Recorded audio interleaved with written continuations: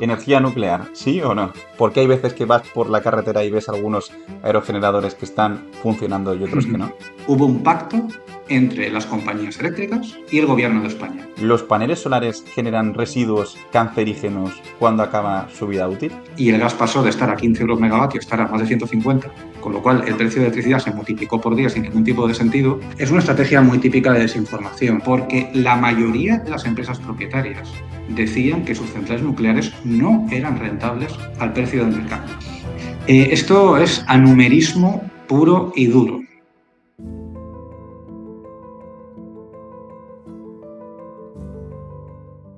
Buenas tardes a todos. Empezamos con la segunda edición de la charla renovable. Y para esta segunda edición, el primer invitado va a ser Pedro Fresco. Haceros una breve introducción de quién es Pedro Fresco, que es un referente en el mundo de la energía renovable y en todo lo que es el tema de políticas energéticas. Además, es autor de libros bastante influyentes, muy influyentes, como pueden ser, por ejemplo, Energy Fakes, El nuevo orden verde y el futuro de la energía en 100 preguntas. Tiene una sólida trayectoria en instituciones clave y actualmente es director general de ABAESEN, la agencia valenciana de la energía, que luego nos detallará y nos comentará un poco más, donde al final está promueve el desarrollo de la energía renovable y de una transición energética efectiva en la comunidad valenciana. Además, Pedro ha dedicado gran parte de su carrera a analizar y explicar las complejidades de la política energética en un contexto de cambio climático, abordando tanto los desafíos técnicos como las oportunidades que se presentan dentro del sector de la energía renovable. Dicho todo esto, esta es la presentación que teníamos preparada para Pedro Fresco y vamos a dar ya paso a Pedro para que nos explique un poco más sobre su trayectoria profesional, a qué se dedica y luego ya empezaremos a tocar distintos temas interesantes para la charla. Buenas, Pedro. Hola Borja, ¿cómo estás? ¿Qué tal todo? ¿Cómo va todo? Muy bien, aquí a la espera a ver a qué dispares, a ver qué me Vale, preguntas. perfecto. Perfecto. Por cierto, lo que comentaba, Pedro tiene tres libros, creo, Pedro, confírmame, son los que yo tengo ¿Mm? más situados. Sí, son tres. ¿Y están los tres todavía a la venta o de momento los últimos dos? No, todos los libros están a la venta siempre, siempre se pueden conseguir. Sí que es verdad Vale, que si vas a una librería es más fácil tener los últimos que tener los primeros. Pero luego si se piden, puedes tener cualquiera y al final en Internet se puede comprar todo. genial, genial. ¿Qué están? ¿También los tienes por Amazon disponibles? Por poner el de mitad. Sí, están los tres por Amazon. Perfecto, pues dejaremos seguramente el link en la descripción de lo que es la charla, o bien en el primer comentario fijado o en la descripción de la charla, lo dejaremos por ahí para quien quiera pueda verlos. Por cierto, uno de los temas que tengo preparados para luego, Pedro, que lo veremos un poco más adelante, quizá cuando lleguemos 10, 15 minutos de charla, es dentro de ese último libro, del de Energy Fakes, vamos a intentar, o yo te voy a intentar leer varios mitos que yo he visto por ahí por internet. Alguno he visto que ya lo has comentado por Twitter incluso y demás, pero varios mitos que he ido leyendo yo por internet y tienes que darme un poco la explicación de por qué son mitos o si son realidades, ¿vale? Eso lo comentaremos un poco más adelante. Pero por Muy bien. empezar y situándonos, la situación actual en España y en Europa con respecto a las renovables, ¿cuál crees que va a ser o cómo crees que va a avanzar el sector de las renovables en España y en Europa en los próximos años? ¿Crees que se va a poder cumplir el PENIC, el famoso PENIE que se estuvo hablando en el último foro solar donde nos vimos? ¿Crees que hay posibilidades de que se cumpla? Cuéntanos un poco más sobre este tema. Bueno, y al final el tema de las renovables es quizá el punto más fácil de la transición energética, por lo menos digamos hasta ahora. Más o menos en generación renovable no vamos mal a nivel de Europa. No todos los países son iguales. Obviamente España o Alemania van mejor que Italia o otros países, o Francia, por ejemplo, que es un país que va un poquito más retrasado, también porque tiene unas necesidades eléctricas muy grandes generadas por motivos históricos, pero no va especialmente mal, sobre todo en lo que tiene que ver con la energía solar fotovoltaica. Eso también tiene mucho sentido. La energía solar es la energía, es muy barata, tiene un CAPEX muy bajito, sobre todo en los países del sur de Europa es extremadamente competitiva, porque ante ese CAPEX bajo Mm, la generación es muy alta, pero incluso en los países del norte de Europa, al final el precio de la electricidad es razonable. Tienen poca radiación solar, pero es verdad que es tan barato el sí, CAPEX de una planta solar que eso hace obviamente que sea competitivo. En tema de eólica sí que es verdad que vamos un poquito peor. Vamos un poco peor por determinadas razones. La primera porque es una energía que históricamente ha tenido más rechazo social que lo que es la energía solar fotovoltaica, aunque ahora en zonas como la Comunidad Valenciana, por ejemplo, pues nos parece que no es así, pero bueno, al Sí, final tiene razones históricas, ¿no? La eólica llegó antes que la fotovoltaica. En muchos sitios ha habido políticas paralizadoras de la energía eólica. Yo creo que un caso, por ejemplo, es Polonia. Otro caso es Inglaterra, concretamente. Lo de Inglaterra fue como muy llamativo, ¿no? Se hizo una política donde para poder instalar un parque eólico había que tener no solo el ok de lo que es el ayuntamiento, el gobierno local, sino de todos digamos, todos los afectados que había alrededor. Y al final en Inglaterra en 8 años se habían instalado 5 aerogeneradores. O sea, era una cosa poquísimo. absurda que Sí, además sí. contrastaba con Escocia, que no tenía esa ley y se habían instalado miles de Sí, sí. aerogeneradores. La diferencia era miles de megavatios, perdón, también miles de aerogeneradores. Entonces ahí vamos un poco peor y también sucedió pues una situación durante, digamos, esta subida de costes que hubo pues, después de la pandemia, después de las primeras fases de la pandemia, que a la energía solar le ha afectado menos porque es más barata, pero a la energía eólica y sobre todo a los fabricantes europeos les ha hecho bastante daño y en el caso de, yo creo que Siemens Gamesa es un caso paradigmático de esto. Esto también ha contenido un poquito lo que es la energía eólica, pero bueno, las perspectivas son buenas. Alemania, por ejemplo, que sí que tuvo una paralización durante unos años, está empezando a remontar. España sí que es verdad que el dato de 2023 de eólica es bastante malo, pero también es verdad que hay miles de proyectos que están autorizados, miles de megavatios que están autorizados y por tanto se supone que esto va a aumentar ahora. Y de ahí enlazamos un poco con el PNIEC, ¿no? Esa es la pregunta que me has Sí, hecho. sí. Si se puede cumplir. A ver, yo creo que se puede cumplir en líneas generales, pero va a ser muy difícil llegar a cumplir todo. Y yo creo que hay dos puntos que van a ser extremadamente complicados. El primero es la energía eólica, ya que estamos hablando de eólica. Ya. Pasar de 30.000 a 60.000 megavatios en 6 años y un poquito va a ser muy complicado, sobre todo porque no tenemos tantos proyectos autorizados para poder llegar a los 30.000 megavatios. Tendremos sobre 10.000 megavatios autorizados y haría falta unos 20.000 más. Es muy difícil por el tiempo de permitting de la eólica y por el tiempo de construcción que podamos llegar a 60.000 megavatios en 2030. Eso no quiere decir que no puedes llegar en 2032, ¿vale? Sí, Pero sí, sí. aquí, claro, llega un momento que cada minuto cuenta. Yo creo que en solar se puede cumplir, sobre todo si las baterías ayudan y llegan a ese nivel de competitividad para poder instalar energía solar sin que la curva solar y la curva del pato se coma la rentabilidad. Creo también que las baterías son posibles, porque todo lo que estamos viendo que viene fundamentalmente de China es un descenso muy acusado y muy fuerte del coste de la celda y por tanto de la batería, pero de forma radical. Y de hecho, bueno, asistí a unas jornadas que hicieron para Power Electronics el otro Sí, día. sí, sí, sí. Es cierto. Y se explicó allí directamente, oye, es que nos están bajando el precio de la celda prácticamente cada mes. Entonces, esto al final va a una batería más barata y, Hay un por supuesto, a precio, un nivel. hay un precio Sí. estimado más o menos por kilovatio hora de lo que puede costar a día de hoy una batería de gran escala. ¿Cuánto Pues sería el sí, coste por kilovatio sí. hora aproximado? ¿160, 180 o está ya por debajo? Está más o menos por ahí. A ver, aquí luego hay Eh, una realidad que lo que declara quien lo va a vender en el mercado, pues Sí, no va a declarar el coste más bajo a lo que él puede vender. Siempre sale un poquito menos de lo que te dicen, eso es una cosa natural. Puede estar un poquito por debajo de 160. Depende de la combinación, ¿eh? No es lo mismo poner 2 horas de almacenamiento que poner cuatro. mm, Cuantas más horas de almacenamiento, más puedes bajar el coste por kilovatio hora. Pero también es verdad que si tienes muchas horas de almacenamiento, lo que le puedes ganar por arbitraje, cada hora adicional es menor, ¿no? sí. Entonces, esto tiene su complejidad. Hay un óptimo que un almacenamiento de baterías de mucho más de 4 horas o tiene algún régimen retributivo específico o está hecho como seguridad del sistema o es complicado justificar a nivel de arbitraje de precios, ¿no? Nosotros, Pero de bueno, hecho, un pero poco sí. entrando en ese tema y un poco enlazándolo, a nivel de lo que estamos viendo es que sí que es cierto que quizá hace 3 4 años era muy común ver proyectos con capacidades de batería de en torno incluso a media hora o una hora porque estaban pensados prácticamente casi solo para servicios de respuesta en frecuencia y funcionalidades similares. Vemos que a día de hoy la tendencia ya está yéndose hacia las 2 horas, incluso proyectos de cuatro, pero es que incluso nosotros como al final también trabajo en Power y tenemos la rama de que fabricamos inversores y parte de la fabricación del inversor, la parte de continua, tiene que estar preparada para admitir capacidades muy elevadas. Estamos viendo también proyectos o incluso clientes que están empezando a preguntar si el inversor es capaz de soportar baterías para 6, para 8 horas, incluso en proyectos Mm. en Italia, en Estados Unidos, en Australia también, Reino Unido. O sea, vemos que al menos están en fase de preguntar, pero hay cierta tendencia a querer ir a sistemas de almacenamiento de bastantes más horas también.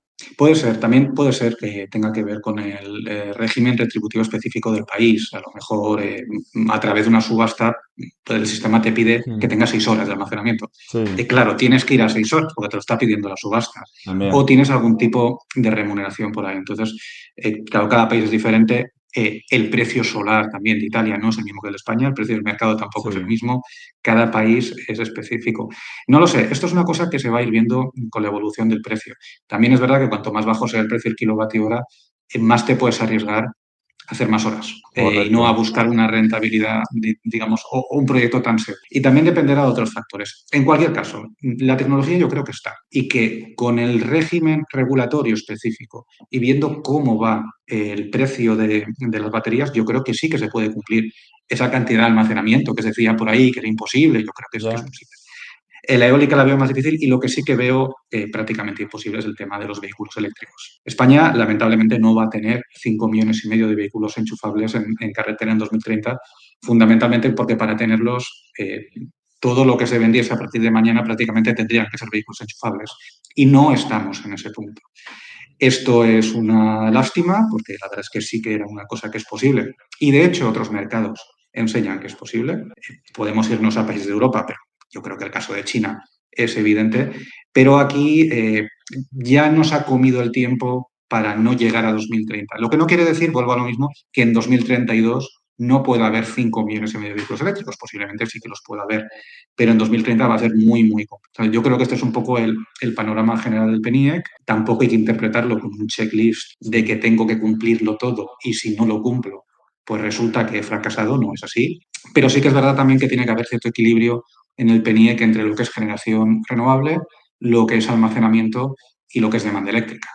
No hace falta que cada uno de los grupos sea tal y como estaba previsto en principio, pero sí que es verdad que tiene que haber cierto acompasamiento, porque si no las cosas se desequilibran. Y si uno de estos tres bloques se queda por debajo de las expectativas, muy probablemente los otros dos tampoco vayan a llegar a la expectativa. Creo que justo el punto que comentas es muy interesante porque al final sí que es cierto que conforme vaya habiendo mucha más instalación renovable dentro del país, al final digamos que las dos principales patas de las renovables a día de hoy que se instalan son las que tú has comentado, la fotovoltaica y la eólica, al menos las dos principales son las dos fuertes.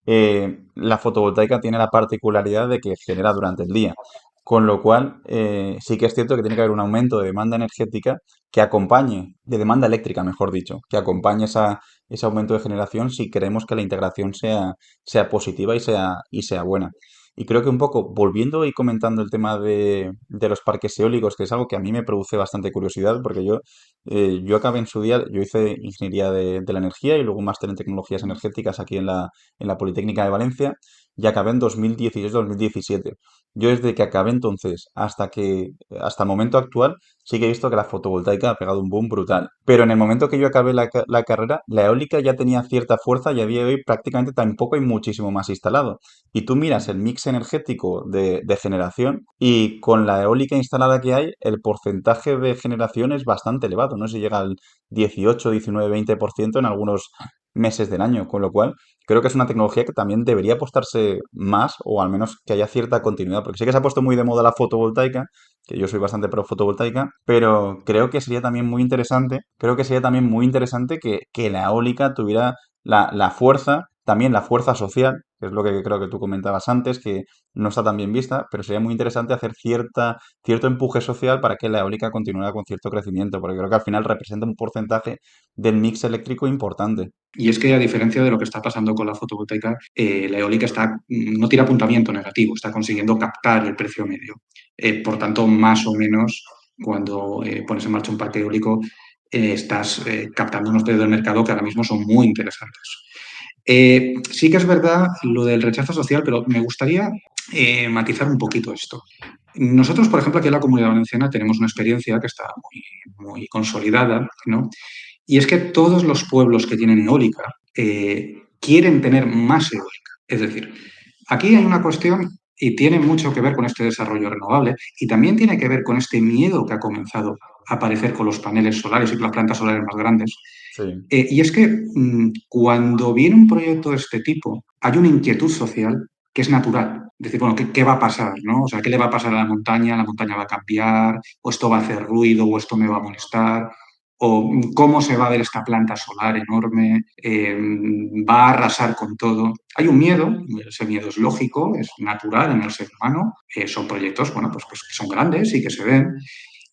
Pero luego la realidad, y la eólica nos enseña eso, es que cuando se instalan, luego ves que no era para tanto.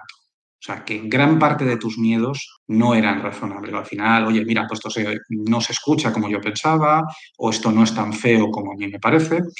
Y cuando esto lo puede hacer la gente, cuando vaya a un sí, pueblo que tiene eólica, le puede preguntar a la gente, oye, ¿qué te parece esto? ¿No? Y la gente opina bien, cada persona es diferente, pero normalmente dirán, bueno, pues mira, nosotros teníamos mucho recelo y ahora que está allí, pues bueno, ya es parte de la identidad del pueblo, ¿no? Ya es parte del paisaje. Entonces, ¿dónde está el rechazo a la eólica normalmente? Está en aquellos sitios donde no han tenido la experiencia de tener, ¿no?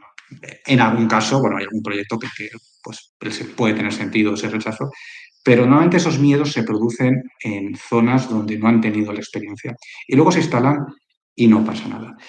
Eso no quiere decir que haya que instalarlo manu militar y que no haya que hacer caso a nadie. No, obviamente aquí tiene que haber un proceso primero de transparencia por parte de quien lo instala.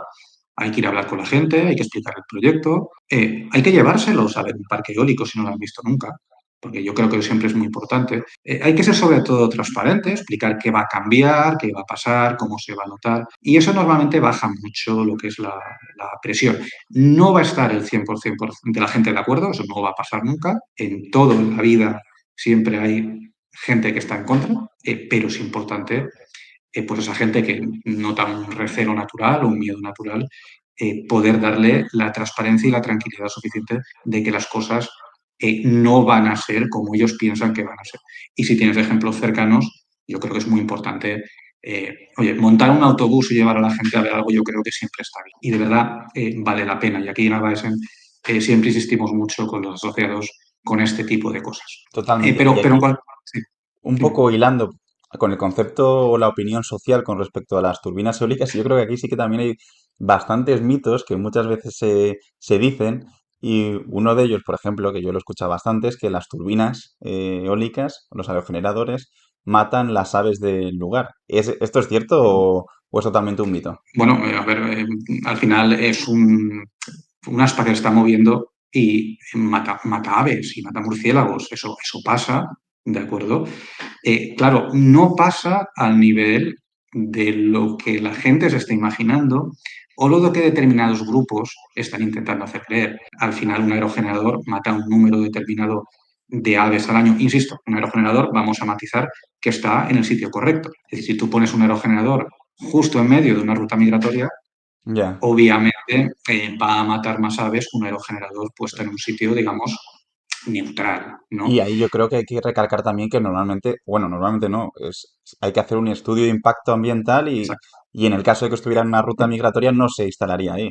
Claro, si tiene una ruta migratoria, está en una zona donde hay alguna especie en peligro de extinción, con casi toda probabilidad, por no decir con toda probabilidad, aquello no se autoriza. Cuando se autoriza un aerogenerador o un parque eólico, está valorado, no que vaya a haber una mortalidad cero no va a haber. Evidentemente siempre va a coger a algún ave, pero allí que se valora la sensibilidad de esa especie, no es lo mismo una especie que esté en riesgo que una especie que sea extremadamente común Mm. y también que no esté en sitios excesivamente sensibles. Entonces, sí matan aves, sí matan murciélagos, no matan ni remotamente la cantidad que los detractores dicen, que parece que aquello sea una trituradora de Sí, carne sí. picada, no, y prácticamente que vaya a absorber a todos los pájaros que pasan a un kilómetro de redonda. No, no pasa eso.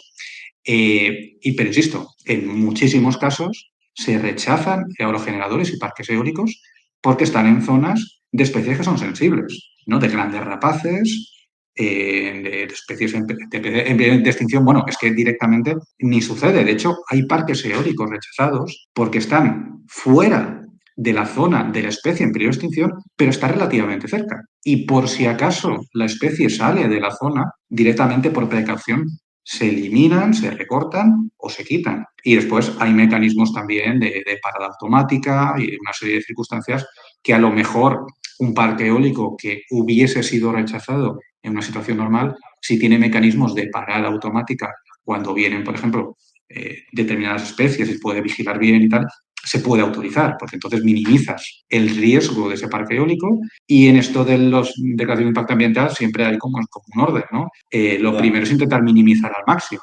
Si se puede minimizar, no se rechaza. Si no se puede minimizar al grado que estás exigiendo, entonces ya se rechaza, ¿no? Si encontramos mecanismos para minimizar esos impactos, pues obviamente son preferentes porque, insisto, es importante, obviamente, mantener la biodiversidad, pero generar energía renovable es un valor ambiental en sí mismo. Y eso en una matriz de impacto ambiental también se analiza. Y yo creo que un poco también otro, no sé hasta qué punto bulo, mito, parte de verdad o parte de mentira. Esto yo recuerdo hace un año, 2 años, se hizo muy viral un vídeo por redes sociales de un hombre que entraba, bueno, que se acercaba a un parque, a un parque eólico, perdón, y en el parque eólico pues habían, o sea, a lo mejor habían 10 aerogeneradores y tres de ellos, era un día que hacía viento, tres de ellos estaban en movimiento y 7 o 6 estaban parados. Fue un vídeo que se hizo bastante viral por los comentarios del señor que comentaba, ya está Iberdrola parándonos los parques eólicos para que suba el precio de la luz. Sí. ¿Podríamos explicar y detallar por qué hay veces que hay paradas técnicas de parques eólicos o por qué hay veces que vas por la carretera y ves algunos aerogeneradores que están funcionando y otros que no? Bueno, aquí esto es una mitología que viene todos los veranos, sobre Ya. todo porque el verano suele ser un momento en que sube el precio de la luz, la gente pasa por las carreteras de España, ven parques eólicos parados y está la teoría de la conspiración, esto es muy típico, de están las compañías parando el viento para que suba el precio, ¿vale?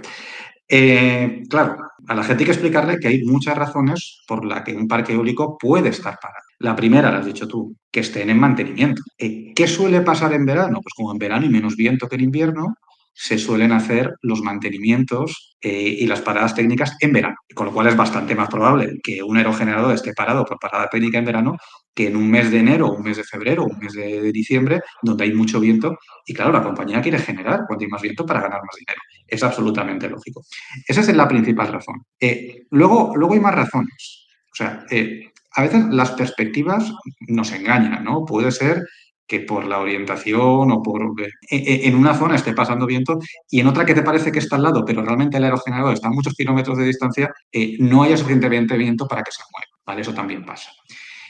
Otra cuestión muy clara.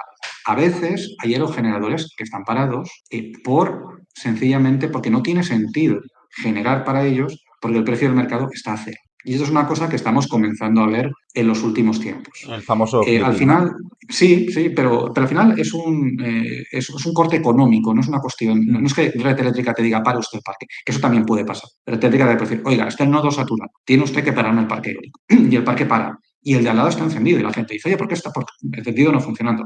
¿Por qué está no funcionando? Bueno, es que a lo mejor ese nodo está saturado y han recibido una orden de parar, ¿no? Pero luego hay otra. Es posible que el mercado esté a cero. Cuando un mercado está a cero es porque hay más electricidad de la que es necesaria. Entonces, ¿qué hace el propietario del parque eólico? Puede hacer dos cosas. O seguir generando a precio cero, con lo cual, en principio, no, o sea, no gana nada, pero tampoco pierde nada, porque al final el viento es gratis. Sí. Pero, ¿cuál es la lógica que está llevando las compañías? Si tiene sentido. Oye, para no ingresar nada, no voy a dejar funcionando el aerogenerador porque, aunque no me cueste nada, al final hay un pequeño desgasto por horas de funcionamiento que me evito. Entonces, prefieren parar el aerogenerador.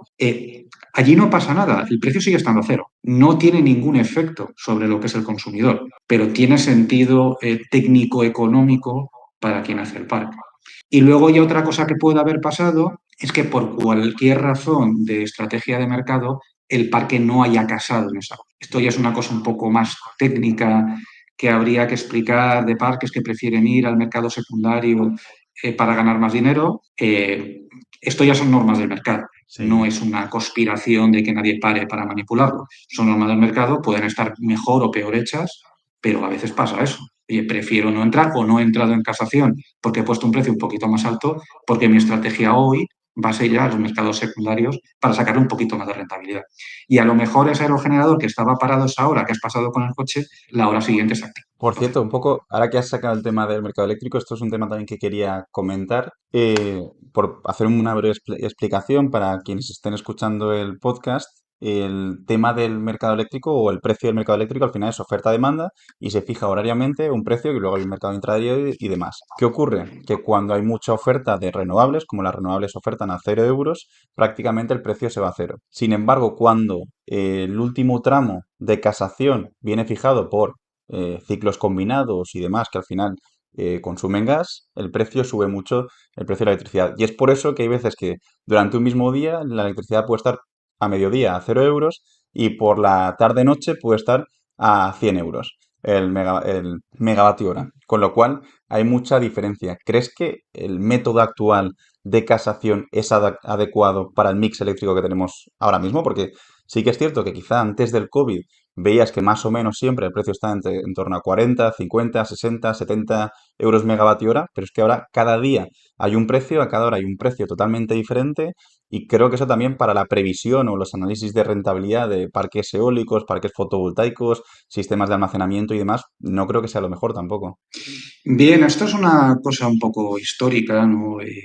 Yo nunca, o para decir al revés, yo siempre he defendido que el sistema marginalista no era adecuado para el mundo al que íbamos, por una sencilla razón, porque el sistema marginalista, cuando se pensó, que fue en los años 80, se hizo en un mix que estaba lleno de fuentes marginales, o sea, fuentes que tienen un coste de generación por unidad adicional. En ese momento el mix eléctrico tenía carbón, tenía fuel todavía, imagínate, tenía gas, tenía hidroeléctrica, tenía fuentes que eran marginales.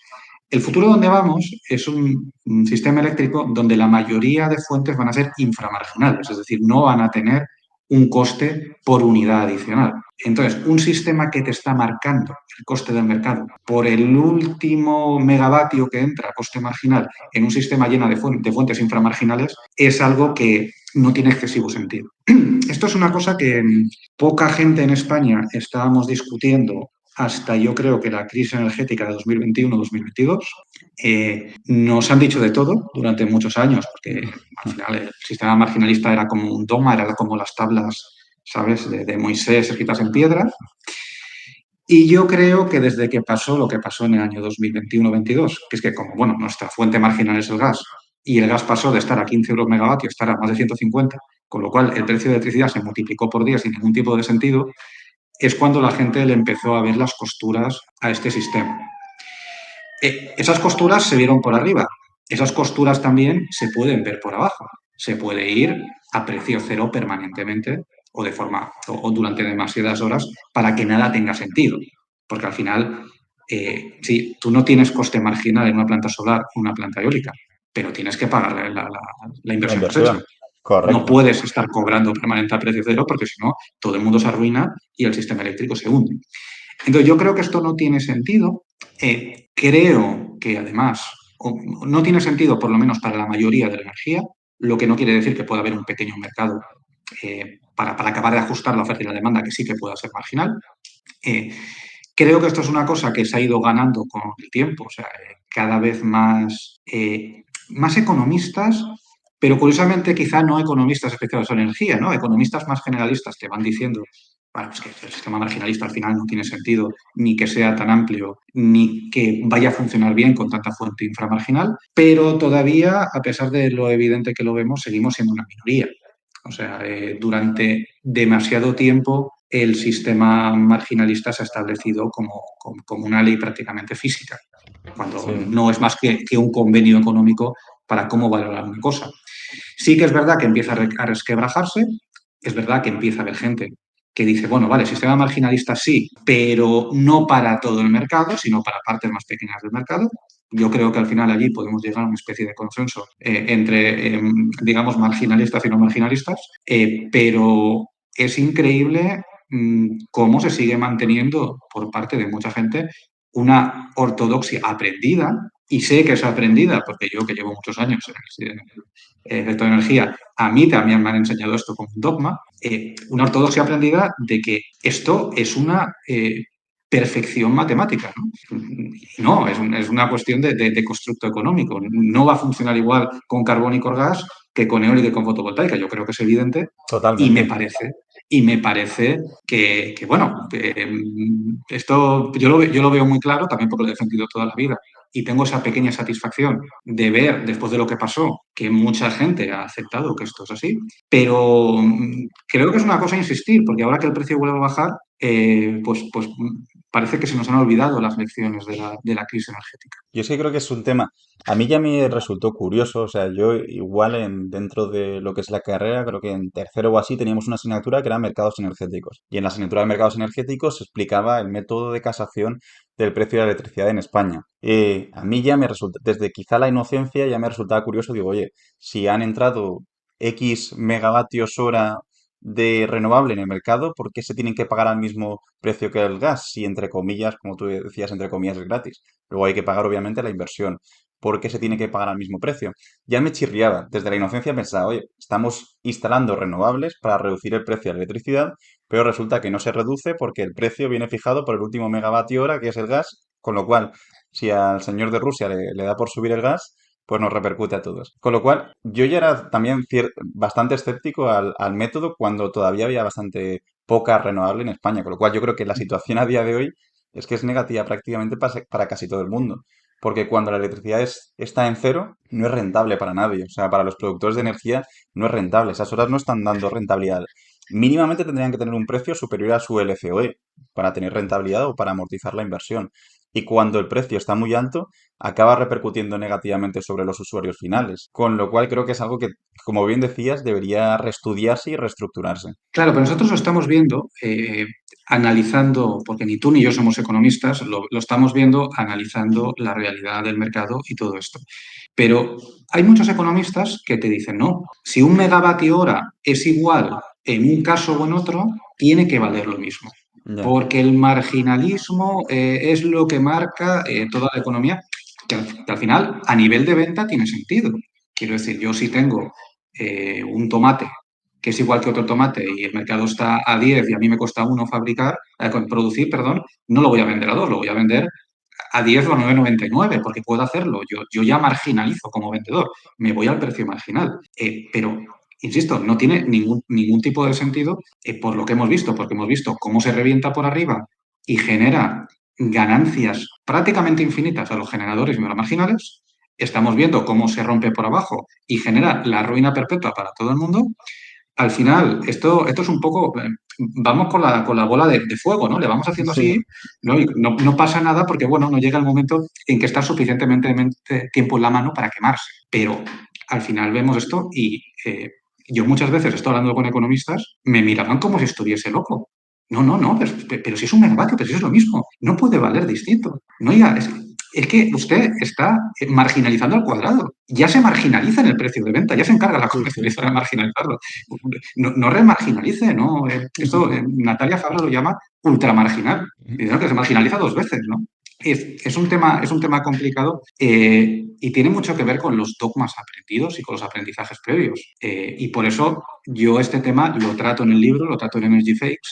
Es quizá el capítulo más complejo de todos, porque tengo que explicar un montón de cosas que explicarlas para un público normal no especializado es complejo, yo intento hacerlo, no sé si me ha salido muy bien, pero al final hay cierta mitología en el fondo que es, no, los mercados, el mercado es marginal, tiene que ser marginal. Y yo siempre respondo, no, perdona, no, los mercados competitivos son marginales. Lo que tienes que ver es si esta estructura es la de un mercado competitivo o la de un mercado forzado. Y yo creo que es la de un mercado forzado. Bueno, esto ya, yo creo que ya Sí, no, entramos en sí, un sí. rollo No, que pero creo que es interesante y es un tema que, bueno, comentas que ya está desarrollado en el libro, con lo cual también es una invitación a los lectores a que puedan echarle un ojo a quien esté interesado. Por cierto, un poco cambiando de tema y moviendo a algo que quizá ahora mismo está en cierto punto tiene cierta, vamos, en LinkedIn yo lo veo bastante el tema. ¿Energía nuclear, sí o no? pues depende. Depende. Es que, claro, depende, energía nuclear depende. ¿Dónde? Aquí en España, O sea, poniendo el caso de España. voy a ser extremo. En medio de la luna, sí. A lo mejor no tienes una fuente mejor. Bueno, a lo mejor la solar en la cara que es mejor, pero bueno. Depende. ¿En qué país? ¿En Poniendo qué el caso de circunstancia? España. Ponemos el caso de Claro, España. ¿qué tenemos en el caso de España? En el caso de España tenemos una capacidad de generar energía solar extremadamente competitiva, una capacidad de generar energía eólica que también es muy buena. Tenemos que en los últimos 5 años hemos instalado energía renovable para que ha generado o tiene la capacidad de generar más electricidad que todo el parque nuclear junto, con lo cual España es un país donde, para empezar, y sobre todo ahora que el almacenamiento empieza a ser competitivo, es un país que puede sustituir a las nucleares sin excesivo problema. Entonces, para empezar, aquí se puede. ¿Se puede en Siberia? Bueno, pues a lo mejor en Siberia no se puede, pero en España se puede. Ahora, ¿conviene hacerlo? Pues hay que ver la situación. ¿Cuál es la situación en España? La situación en España son que hace 6 años, prácticamente 6 años, hubo un pacto entre las compañías eléctricas y el gobierno de España para hacer un pacto de cierre que no fuese desordenado, un pacto ordenado, donde se iban a cerrar las centrales por 17 años. Ese pacto se hace, y yo creo que se olvida mucho, porque la mayoría de las empresas propietarias decían que sus centrales nucleares no eran rentables al precio del mercado. Y esto es así. No todas. Había una compañía que quería seguir, pero el resto, según declaraban los propios CEOs de la compañía, esto no lo está diciendo Pedro Sí, Fresco, sí. está en las hemerotecas, decían que no le era rentable. Y al final, unas empresas querían cerrar a los 40 años, otra quería cerrar a los 50. ¿Cuál fue el pacto en el medio? Cerrar a los 45. O sea, que es un caso claro de un pacto bien hecho, ¿no? Hoy no, siempre ha habido gente que no le ha gustado esto, y es lógico, gente que sobre todo es gente que trabaja en el sector nuclear. Y esto es absolutamente normal y yo creo que también hay que empatizar con ello. Oye, tú eres trabajador del sector nuclear, pues no quieres que tu sector Sí. desaparezca de España. O sea, es absolutamente lógico, yo lo entiendo perfectamente. Pero claro, aquí quien tiene que creer es el propietario de la central, ¿no? O bien que el sistema eléctrico tenga algún tipo de problema por el que las centrales no se puedan cerrar. Nada de eso sucede. Entonces, mientras se pueda seguir sustituyendo, se pueda seguir sustituyendo tanto las fósiles como la nuclear por renovables, estamos hablando de centrales que tendrán más de 45 años. Ahora se habla muy felizmente de que las centrales pueden aguantar 80 años o 100, pero la realidad es que no hay ninguna central en el mundo que lleve más de 55 años abierta. Ya. Entonces, claro, o sea, también hay que tener un poco. Tú no puedes hacer una política energética pensando que una central nuclear dura 100 años, porque es una política al borde del abismo. En cualquier momento, por cuestiones técnicas o por rentabilidad económica o por lo que sea, esa actividad puede dejar de ser rentable y puedes enfrentarte a una inversión que nadie quiera llevar a cabo, ¿no? Entonces, con todo este set de cosas, yo entiendo que el pacto nuclear de cierre en España está bien hecho, tiene todo el sentido del mundo y que se sepa, no hay nadie que quiera romperlo. Ni el sistema eléctrico lo necesita, ni el gobierno de España quiere, ni las compañías propietarias están dispuestos a romperlo en estas circunstancias. Que puede llegar un momento en que sea necesario que alguna central no cierre a esos años. Pues es posible. Concretamente estoy pensando, por ejemplo, Cataluña tiene 3 centrales nucleares y Cataluña va muy retrasada en renovables. Si llegamos a la década de los 30 y Cataluña no ha revertido esta situación, Cataluña no va a poder cerrar los 3 centrales. Entonces, ahí habrá que hacer algún tipo de apaño para la extensión. Pero Pero con la instalación de más eólica, más fotovoltaica, es suficiente para cubrir la tecnología nuclear. Lo digo porque al final la nuclear, yo no soy ni pro ni contra, o sea, yo soy bastante escéptico y por eso un poco me gusta preguntarlo en las charlas. Pero el nuclear, un poco el punto positivo que tienes, que tienes una energía de base bastante importante, que tienes las 24 horas del día y prácticamente casi todas las 8.760 horas del año. ¿Es suficiente con fotovoltaica más eólica o es necesario, 100% necesario que empiece a entrar ya el almacenamiento?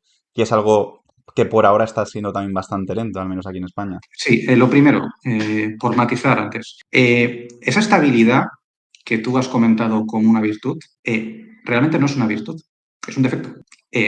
¿Por qué es un defecto? Nunca ha sido un defecto, siempre ha sido una virtud, Hay porque que el entenderlo sistema más eléctrico, como, en lugar de casi como una estabilidad, como una rigidez que te permite no ser flexible, ¿no? correcto, lo que necesita un sistema eléctrico lleno de energías renovables es flexibilidad. Tú no necesitas tener nuclear funcionando de forma estable cuando la eólica y la fotovoltaica te están generando todo lo que necesitas. ¿Qué necesitas? Algo que pueda retroceder muy rápido y luego que pueda volver a subir potencia cuando esas fuentes fallan. Eso es lo que es una virtud. La nuclear, y parte del problema que estamos viendo con el cierre nuclear, es que eso es un defecto. Es un defecto que se puede solucionar. Tú puedes hacer una central nuclear, la puedes transformar para que funcione como las de Francia, que son más o menos flexibles. Pero ser flexible implica que tú vas a perder la generación durante muchísimas horas al año. Y a la nuclear le pasa un poco como las renovables, pero multiplicado por varios grados. Necesitas generar mucho e ingresar mucho para poder pagar los costes fijos de las inversiones que tienes que hacer y de tus costes fijos de operación y mantenimiento. Por tanto, esa rigidez tiene todo el sentido del mundo, tenía cuando se hizo la nuclear. Una nuclear puede funcionar muchas horas a máxima potencia y además es bueno que lo haga porque así puedes amortizar una central que es extremadamente cara, pero es que ahora en el mercado necesitas otra cosa, necesitas cosas que sean flexibles. Y la nuclear, aunque la puedas flexibilizar, por decirlo así, estás atacando a su base de ingresos económicos porque la estás haciendo parar. Y no necesita parar, necesita ingresar todas las horas. Entonces, ¿esto es un problema irresoluble? Mira, como se dice en Valencia, amb diners torrons, con dineros turrones. Si tú a una nuclear le paras por estar cerrada, le pagas por estar cerrada, pues puede continuar, vamos, te continúa lo que tú quieras. Pero al final, hacer que algo como una central nuclear se mantenga en el sistema tiene un sobrecoste. Entonces, por eso las compañías decían que no les era rentable a coste del mercado. Otra cosa es que tú llegues y le digan, señores, mire, 70 euros megavatio para todo el mundo y da igual que usted genere o no genere. Pues oiga, pues mantenemos las centrales un montón de años, pero claro, eso hay que explicárselo a la gente. Eso hay que pagarlo, eso no Claro. sale gratis. Y sobre el tema de la flexibilidad y si solo basta renovables. A nivel de energía sí, pero es verdad que tú necesitas una potencia firme. Solo con eólica y fotovoltaica, si no pones nada de almacenamiento, no vas a poder cerrar todas las centrales nucleares. Pero bueno, damos por hecho que el almacenamiento va a llegar. Y de hecho, yo hice un ejercicio muy interesante una vez, porque dices, bueno, las centrales nucleares funcionan 24/7. Y no, no es verdad. Las centrales nucleares tienen que parar para recargar. Y además luego acaban haciendo paraditas pues Sí, por mantenimientos técnicos y incidentes demás, y sí. tal. Claro, eso implica que tú en el sistema tienes que tener algo para cubrir una central nuclear, ¿no? Que puede ser otra nuclear, pero puede ser otra cosa. Entonces, al final, yo te propongo que hagas un ejercicio, tú que haces muchos números, Mm, que es que pongas una central nuclear en un lado que funciona no el 100% del tiempo, sino el 90% del tiempo, y en otro lado pongas eólica fotovoltaica y un bombeo, ¿de acuerdo? Y en el cómputo anual veas, pon un bombeo de 1 giga, ¿vale? Como una central nuclear. vale. Y luego puedes poner pues un par de gigas de fotovoltaica y alguno de eólica. ¿Vale? Una combinación que es mucho más barata que hacer una nueva central nuclear. Y con esa combinación de eólica fotovoltaica y bombeo en España, verás cómo tienes más tiempo de potencia firme en esa triada que lo que te da la central nuclear simplemente por las 6 semanas de parada cada 18 meses o las 3 semanas de parada cada 12. Sí, sí, Haz el sí. ejercicio y lo verás. Y a menos coste que una central nuclear nueva. Voy No sé si a, a menos coste que una central nuclear extendida, pero sí nueva. voy a plantearlo para uno de los vídeos que subo aquí en el canal, plantearé el ejemplo y me lo apunto para Vale. plantearlo. Y un poco hilando este tema, con creo que algo que has tocado que es muy interesante, es el almacenamiento. El almacenamiento se entiende ahora mismo a día de hoy, se entiende el almacenamiento como las ves, que son las baterías para a gran escala, pero el almacenamiento ya ha habido en España con los bombeos. Pero enfocándolo un poco más al almacenamiento con baterías químicas, que es un poco lo que quizás se viene aquí en los próximos años. ¿Qué hace falta en España para que tengamos una situación favorable para que las empresas grandes o los inversores promotores y demás empiecen a invertir en sistemas de almacenamiento? Porque en otros países, por ejemplo en Australia, los Mm. proyectos, o sea, prácticamente casi está superando ya a la fotovoltaica en número de proyectos. En Reino Unido se está invirtiendo muchísimo en renovables, perdón, en baterías, en Estados Unidos también en baterías. Sin embargo, en España parece que es un mercado que todavía va un poco al relentín en este tema. ¿Qué hace falta realmente para que el mercado crezca aquí en España? Fíjate, los casos que has puesto. ¿Por qué en Estados Unidos se instalan muchas baterías? Es un mercado es probablemente el que más se está instalando, ¿no? Porque en Estados Unidos no funciona el sistema marginalista, sino cada compañía utility de servicios públicos le contrata a la empresa privada una generación o una disponibilidad o lo que sea a un precio determinado. Esto se puede hacer de varias maneras, pero bueno, al final es pues, como una especie de subasta interna. Sí, Eh, claro, si tú le das al promotor privado una seguridad de compra o algo que le cuadra, te va a hacer la batería. ¿Cuál es el problema en España? El problema en España es que como ese régimen no existe, todo va a mercado. Entonces, en este momento es muy riesgoso ir a mercado a poner unas baterías, porque no sabes muy bien, al final la batería, ¿dónde va a ganar dinero? Comprando a barato y vendiendo caro, ¿no? Al final es un intermediador. Tú ahora sí que tienes un pico muy marcado, tienes pues una energía solar barata por la mañana y un pico muy grande por la noche. Pero ese gap que además esa diferencia te lo está marcando el precio del gas. Hoy, por ejemplo, si vamos al mercado de hoy, que no lo he mirado, pero puede estar alrededor de 60, 70, 80, 100 euros, alguna vez está más de 100 euros. 100 euros es un montón. Obviamente, si tuviesen garantizado que van a ganar 100 euros cada ya. carga y descarga, esto estaría lleno de baterías, vamos, la tendrías a tener el balcón. Pero el problema es la previsibilidad. Tú no sabes si cuando tú empiezas a meter baterías van a haber mil más como tú que van a meter mil baterías y al final te vas a comer el mercado y, y vas a aplanar la curva de precios. Aplanar la curva de precios va jodido. Ya no puedes sacarle rentabilidad. Entonces, hay un problema de incertidumbre radical. Y este es uno de los problemas, insisto, y enlazo con lo de antes, que genera el sistema marginalista. El problema del marginalismo también es que como dependes de que el gas valga 15 o valga 100, como dependes de que todo el mundo te vaya a meter la misma tecnología, hay tal incertidumbre radical que cosas que son rentables están contenidas, porque hay un riesgo demasiado grande. Entonces, ¿cómo se puede mitigar esto? Hay muchas maneras. La primera, que es lo que está esperando un poco el mercado, los pagos por capacidad. Mire, le voy a dar un poquito de remuneración fija por al menos tener el sistema capacidad estable. Y solo con eso a lo mejor ya te tiras a la piscina porque puede ser una actividad muy rentable, pero por lo menos tienes algo cubierto. Otras maneras se pueden hacer subastas. Subastas como existen en otros países, Mm. con una remuneración específica, que además no tiene por qué ser un sobrecoste. Bien hecha, una subasta, sí que es verdad que le garantiza a la contraparte, digamos, a la que ganó la subasta, una estabilidad de precios, pero a lo mejor acaba habiendo un momento donde esa remuneración, como pasa con las plantas solares eólicas que están a subasta, es menor de lo que podría estar ganando el mercado. Entonces, no tiene que entenderse como un coste, tiene que entenderse como un mecanismo para la mitigación de riesgo. Porque muchas veces es el riesgo lo que mata los proyectos. Por muy rentables que sean a priori, hay miedo de que luego te Sí. equivoques en la perspectiva económica. Entonces, ¿qué hace falta en definitiva? Hace falta eso o una cosa que no podemos controlar, que es que de aquí 2 años las baterías valgan la mitad. ¿Qué puede pasar? Y en el momento en las baterías valgan la mitad en 2 años, ya no te preocupes, que da igual que haya régimen retributivo o no régimen retributivo o pagos por capacidad, que ya con ese precio se van a tirar. Y al final, otra cuestión también que creo que es importante. Tenemos que plantearnos a nivel de administraciones públicas que el almacenamiento se necesita ya. Y si se necesita ya, una batería no puede estar 5 años en un proceso de permitting. ¿Vale? Esto no puede ser. Hay una necesidad muy importante. Estamos hablando de baterías que ocupan muy poco espacio, que su impacto ambiental es mínimo. Mm. Perdón.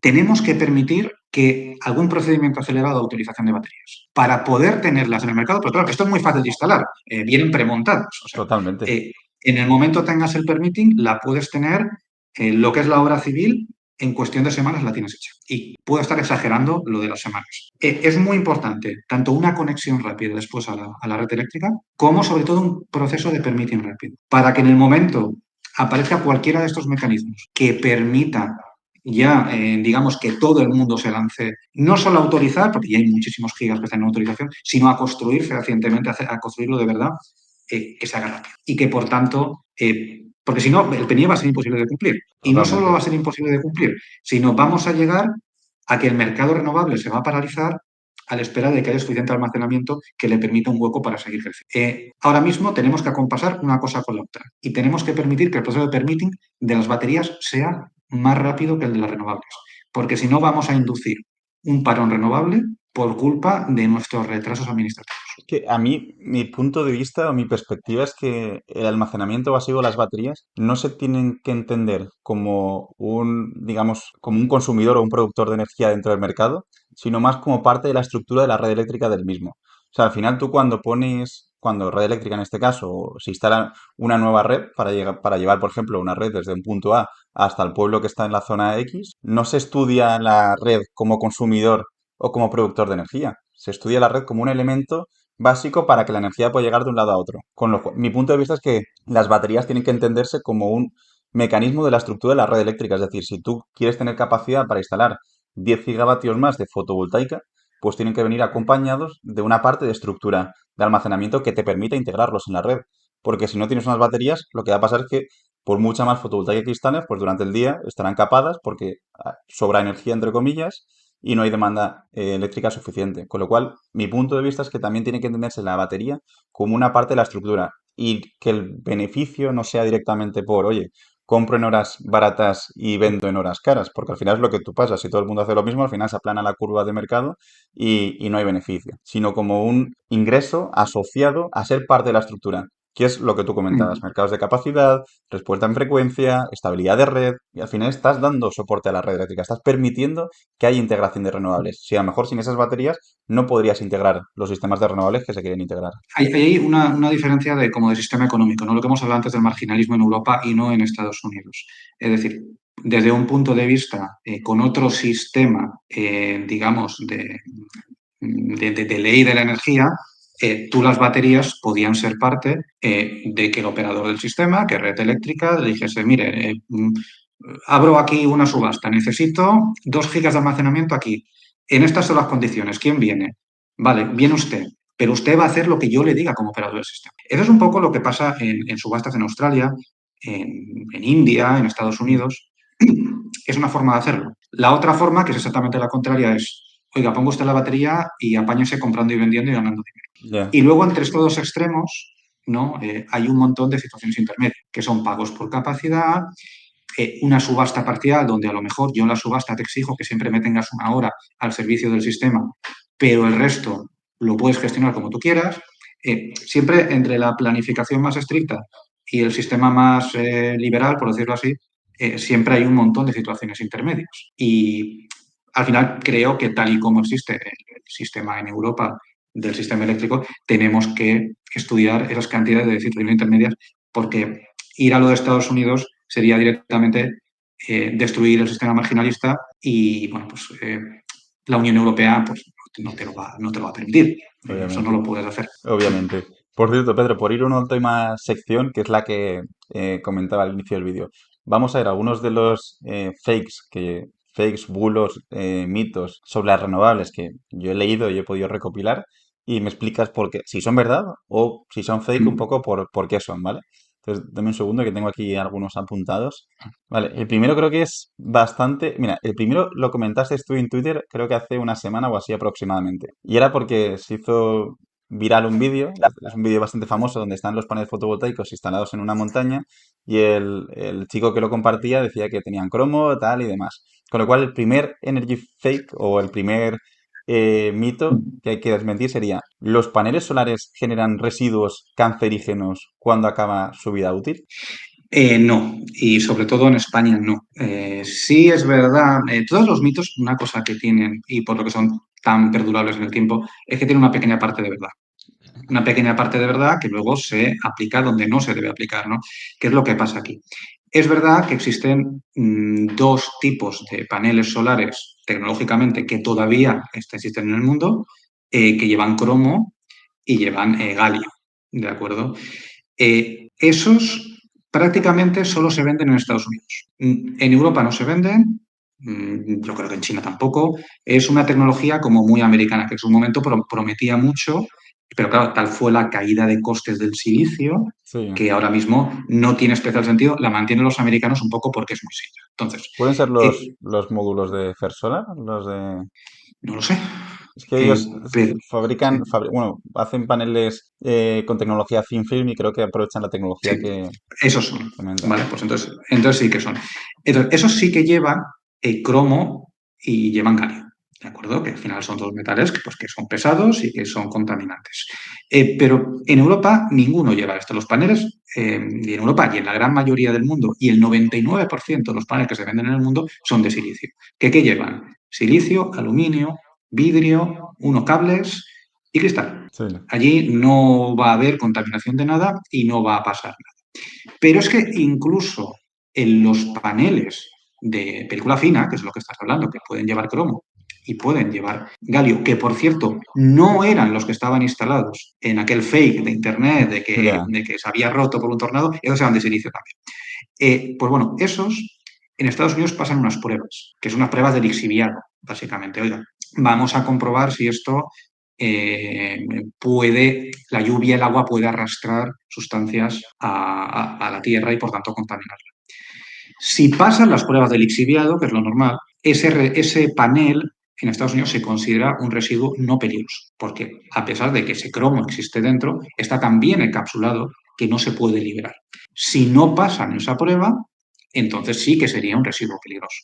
Entonces, incluso siendo paneles de ese tipo, sí. aunque se rompan, aunque estén allí 50 años, no van a pasar nada a la naturaleza porque están perfectamente encapsulados precisamente para pasar las pruebas que les hace el regulador de Estados Unidos. Pero bueno, es un problema, insisto, que no existe en Europa y no existe en España.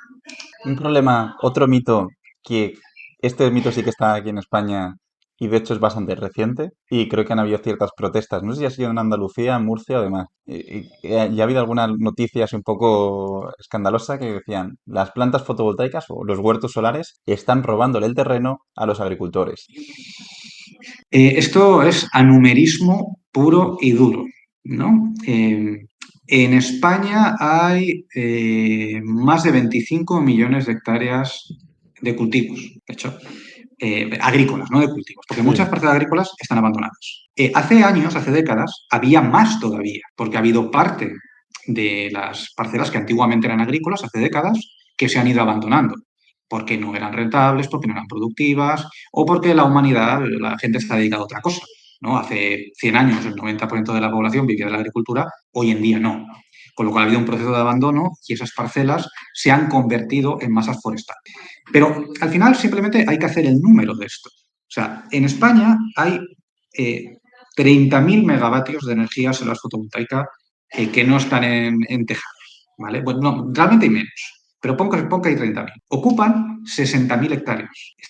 Son 60.000 hectáreas. ¿Eh? Por mucha energía solar que pongamos, vamos a ocupar el triple. 180.000 hectáreas, 200.000 hectáreas. Estamos hablando de 200.000 hectáreas versus más de 25 millones de hectáreas agrícolas. Estamos hablando de porcentajes muy inferiores al 1%. ¿Cómo va a destruir la actividad agrícola algo que está ocupando 0,% de la tierra, de la superficie destinada para una actividad donde además, y es importante, existen millones de hectáreas baldías en España, que son agrícolas, pero que no están cultivadas. Y no es que no estén cultivadas los últimos 10 minutos, llevan sin cultivar años y años y en algunos casos décadas. Hay más de 3 millones de hectáreas baldías en España. Estamos hablando, y vuelvo a la cifra, sí, sí. 3 millones versus 60.000 de fotovoltaica.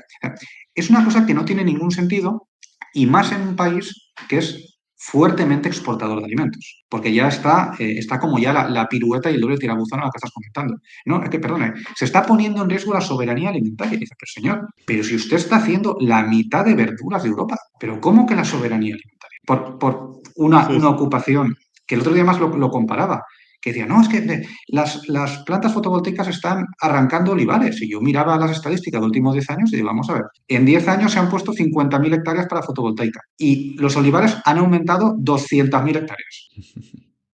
Sobre lo que supuestamente se ha Sí, arrancado, además sí. ha aumentado 200.000 hectáreas. O sea, ¿qué me está contando usted? O sea, Totalmente, totalmente. Yo creo, y, hice también yo un post justo en LinkedIn comentando un poco más o menos las cifras que tú dabas. Y es que es lo que tú comentabas al numerismo. Pero es que luego encima hay una deriva adicional. O sea, es que se puede, o sea, si se quiere y si es rentable para incluso para un agricultor, se puede aliar con un promotor de un parque fotovoltaico y está también, que quizás no está tan maduro todavía, pero va a estar mucho más maduro en los próximos años, que es la tecnología, lo que llaman agrovoltaica, que es tratar de aprovechar la tierra de los parques fotovoltaicos para además cultivo, ganadería y demás, y otras pero, posibles pero fíjate, aplicaciones. fíjate, Borja, no hace falta ni ir ahí. O sea, al final, Sí. la actividad agrícola, pues en algunos sitios es más rentable que en otros y en algunos cultivos es más rentables que en otros, ¿vale? Pero hay mucha gente que lo está pasando mal. Agricultores particulares o en forma de cooperativa, que los años que son malos, la rentabilidad es muy, muy baja.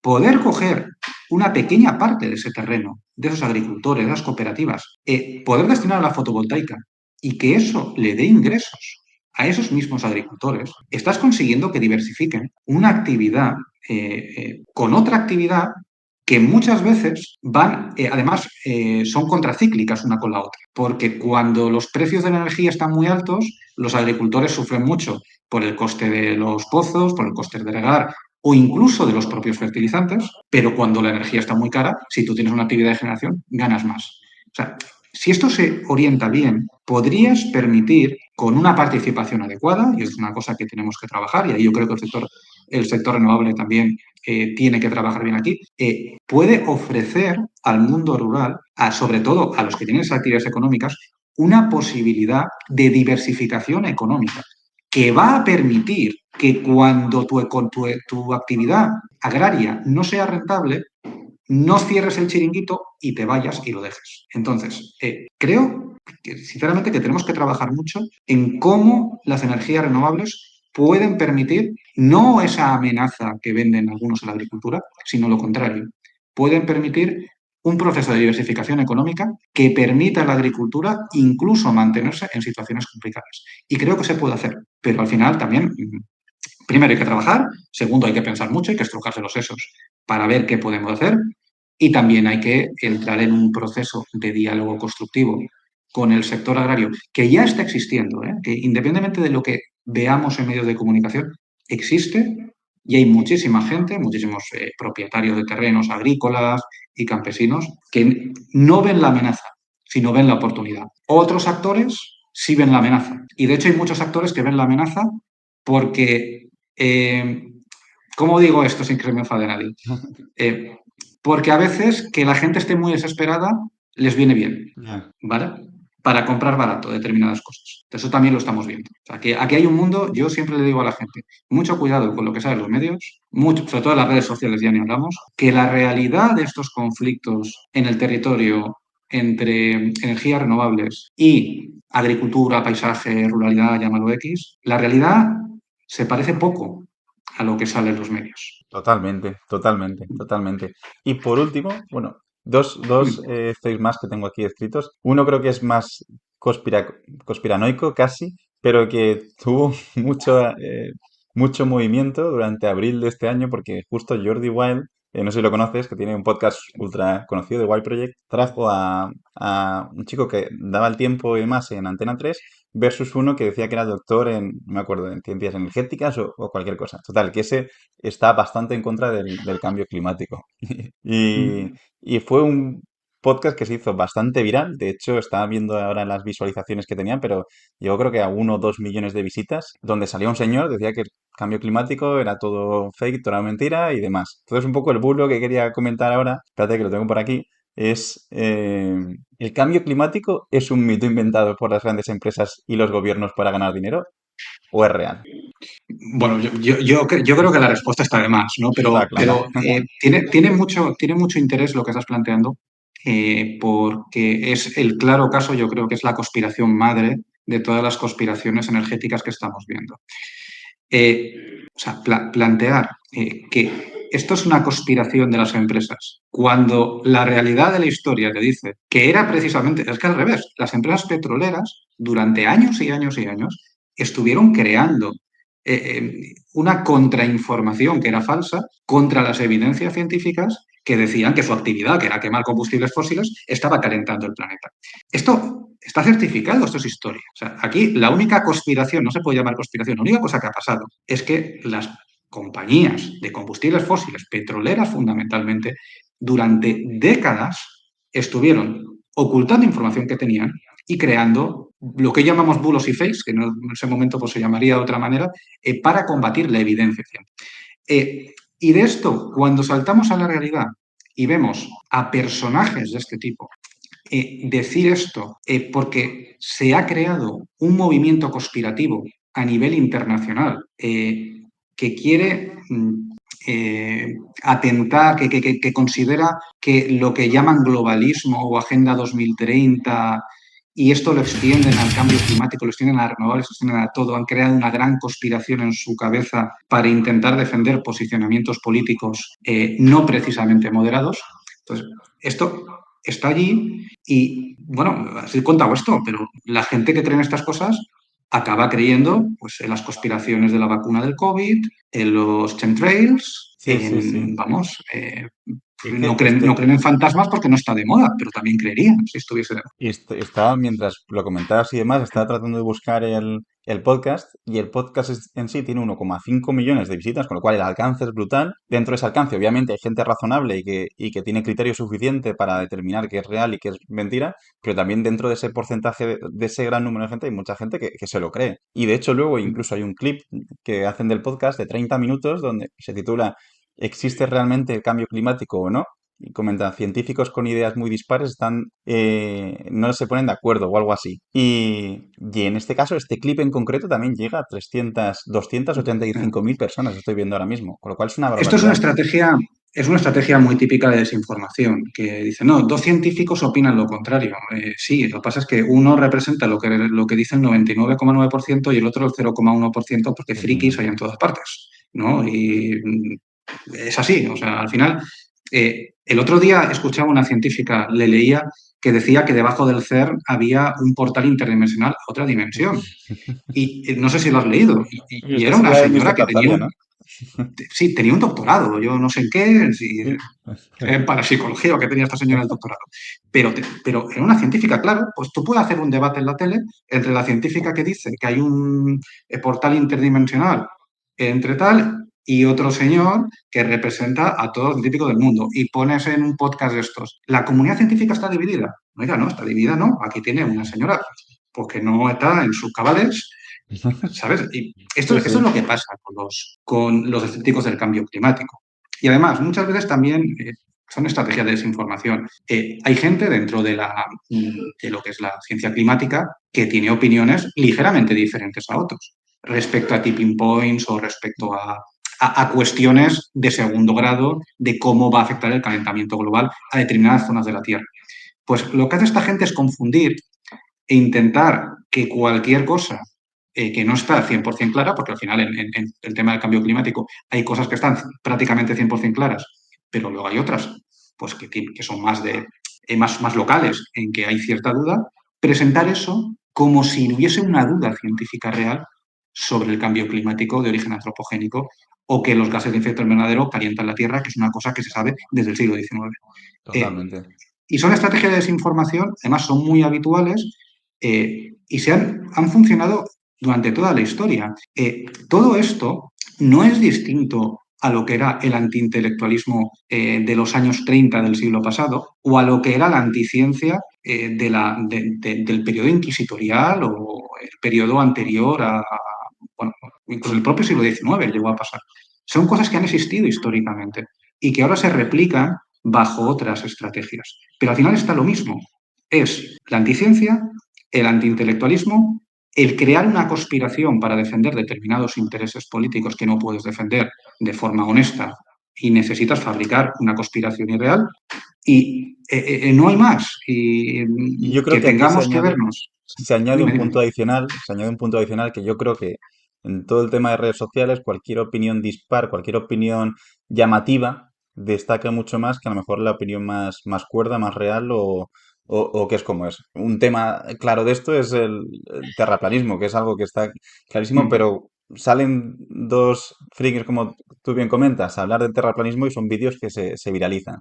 Con lo cual, mm. incluso igual ellos lo tienen claro y saben que la Tierra es esférica. Y seguramente ellos lo sepan y lo tengan claro. Pero como saben que el otro discurso vende, y casi incluso más, sin ningún interés más allá de ser virales y ganar más dinero en redes sociales o lo que sea, promueven ese mensaje.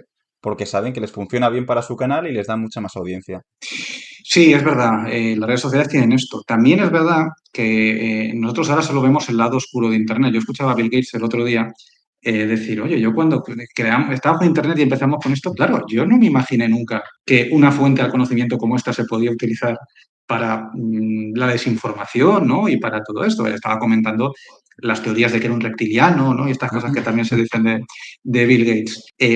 Pero al final, es verdad, está pasando esto, pero también Internet es la ventana y es la fuente para llegar a conocimiento. A pesar de que algunos algoritmos, como el último algoritmo de X, antiguamente conocido como Twitter, intenta solo mostrarte las cosas más fanáticas y barbaridades que existen, pero hay una realidad, o sea, hay mucha gente a la que tú puedes acceder, como es tu propio canal, para poder saber cosas pues, que son técnicamente correctas, científicamente comprobadas, etcétera. El conocimiento está ahí. Y a mí no me gusta caer en esas derivadas de, oye, es que las redes sociales o Internet, es que... No, o sea, es verdad que tienen su lado oscuro, pero tienen una potencialidad muy fuerte y tenemos que intentar buscar esa potencialidad para combatir esa desinformación. No nos rindamos pensando que esto ya es vamos, el elemento del demonio que va a extender toda esta información y toda la anticiencia por el mundo, porque no tiene que ser así. Y no será así, además, si nos empeñamos. Sé que muchos algoritmos van a favor del amarillismo y la barbaridad, pero estoy seguro y soy un firme defensor de esto, de que esta es una herramienta muy potente para poder hacer cosas buenas y que tenemos que utilizar el poder para hacer el bien, no para hacer el mal. Totalmente, totalmente. Y espero que esta charla que hemos tenido y que estamos teniendo que sirva para eso. Creo que hemos tocado muchos temas muy interesantes. O sea, yo tenía programados muchos más temas, con lo cual incluso sería interesante ya más adelante hacer otra charla, porque al final el sector, dentro de lo que es el sector energético, dentro de lo que es el sector renovable, hay muchos puntos, muchas patas diferentes que son interesantes y muy positivas de tocar. Pero creo que hemos tocado aquí puntos fundamentales que van a ser muy interesantes para cuando publiquemos esta charla. Te informaré, Pedro, y lo comentado hasta ahora. Tenéis los libros de Pedro justo aquí abajo en la descripción. Podéis echarle un ojo. Si queréis, pondré el link, si eso, a Amazon, ¿no? Que es quizá la forma de compra más sencilla. Muy bien. Y nada, no sé si quieres decir algo para finalizar, Pedro. No, bueno, simplemente darte las gracias por estos. Yo creo que nos podríamos tirar horas hablando de cualquiera de las temáticas, ¿eh? Los mitos obviamente da para horas y horas, pero el resto de cuestiones también. O sea, toda la transición energética es fascinante, tiene muchas aristas, tiene muchos claroscuros, tiene muchas problemáticas, se puede hablar de muchas cosas. Pero no me quiero quedar sin decir una cosa que siempre he defendido, ¿no? La transición energética tiene contradicciones, tiene cosas que no se han hecho bien, pero es un proceso globalmente muy positivo para la humanidad. Por supuesto para el clima, por supuesto para el medio ambiente, pero también para la sociedad. Sé que en algunas ocasiones la gente siente que este tipo de transición le hace cambiar cosas o le obliga a cosas. Y es posible que en algunos casos haya cosas que hayamos diseñado mal, pero el proceso es globalmente positivo. Y tenemos que aprender de lo que hemos hecho mal para cambiar las regulaciones para hacerlo mejor. Pero insisto, esto es bueno. Esto va a cambiar para un país como España su dependencia energética, sus crisis cíclicas a causas energéticas. Nos va a convertir en un país con unas potencialidades en este nuevo mundo que no tiene, que no ha tenido posiblemente en los últimos 200 años. Es un proceso que es bueno para el planeta. Y quiero también pedir una cosa que sé que en este canal está de más, pero que es importante. Hay que confiar en la tecnología como solución posible a los problemas que nosotros mismos y nuestras propias tecnologías han generado. No hay que caer nunca en los planteamientos tecnofóbicos y en los planteamientos de que la tecnología es algo maligno que solo va a traer problemas. No es verdad. La tecnología, obviamente, sola por sí misma, no tiene virtudes morales. La tecnología también se puede usar para el mal, pero las tecnologías que estamos hablando son tecnologías buenas, que están para solucionar los problemas que el propio ser humano ha creado. Y no utilizarlas sería condenar al planeta Tierra a una catástrofe climática con catástrofes a nivel medioambiental y a nivel de biodiversidad. Las tecnologías limpias aquí son nuestro aliado. Y yo creo que es un mensaje muy importante porque estamos cayendo cada vez más por un lado, la conspiración de un lado, ¿no? Pero a veces también hay conspiraciones en el otro lado, de que toda la tecnología es perversa, de que todo lo que venga de allí seguro que hay algo oscuro. ¿Vale? ¿Sabes de qué te hablo, Borja? Sí, sí, sí, sí. Esto es extremadamente peligroso porque solo lleva a la parálisis. Y la parálisis es statu quo y mundo fósil. La parálisis no es volver a ir con hojas de parra sobre los genitales a correr por la selva. Eso no va a pasar. La dualidad aquí es o mundo fósil o mundo de energías limpias. Y así tenemos que valorarlo. Y siempre me gusta dar este mensaje. Obviamente la tecnología no lo puede arreglar solo, todo ella, solamente. La tecnología tiene que estar acompañada con regulaciones, tiene que estar acompañada con política, con iniciativas públicas y sociales para que funcione, pero al final es la llave, es la herramienta clave que bien usada conseguirá no evitar el cambio climático, porque ya es tarde para evitarlo, pero sí evitar sus peores consecuencias. Y creo que es un mensaje que hay que insistir, lamentablemente, porque mucha gente está queriendo insistir en lo contrario y eso sería un tremendo error. Totalmente, totalmente, Pedro. Pues nada, muchas gracias. Para todos los que estéis viendo el webinar, la charla completa, recordad darle un buen like, dadnos también vuestra opinión sobre cada uno de los temas que hemos ido comentando aquí abajo en los comentarios, que yo les echaré un ojo y trataré de resolverlo. Y nos vemos ya el próximo domingo con la próxima charla. Nada, un placer, Pedro. Ya le he dado Gracias. justo